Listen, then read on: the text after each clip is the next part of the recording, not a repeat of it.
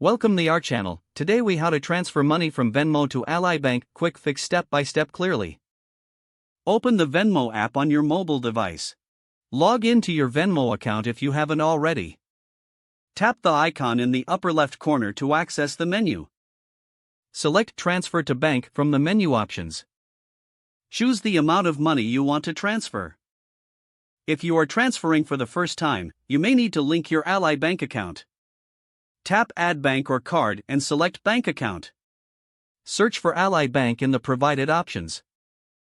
Follow the prompts to enter your Ally Bank account details. Once your account is linked, return to the Transfer to Bank screen. Select your newly added Ally Bank account as the transfer destination. Choose either the standard transfer option or instant transfer. Confirm the transfer details and tap Transfer. Wait for the confirmation message that the transfer is complete.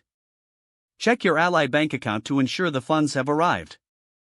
If you encounter any issues, you can refer to Venmo's help section for assistance.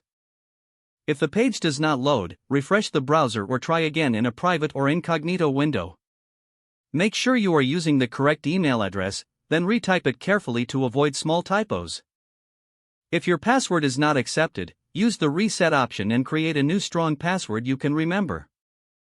Check your spam folder for verification or security emails, then complete any requested confirmation steps. Enable two-factor authentication if available to improve account security and reduce unauthorized access risk. After signing in, review your profile details so your contact information and settings are accurate and current.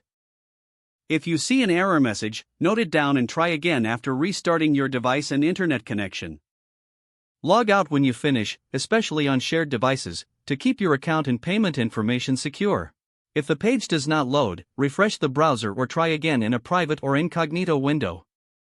Make sure you are using the correct email address, then retype it carefully to avoid small typos.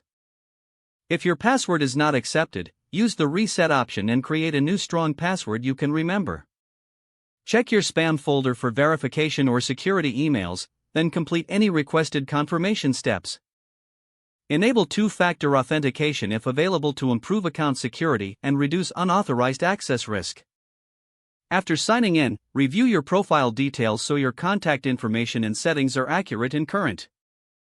Don't forget to like this video and subscribe to our channel for more step-by-step tech guides.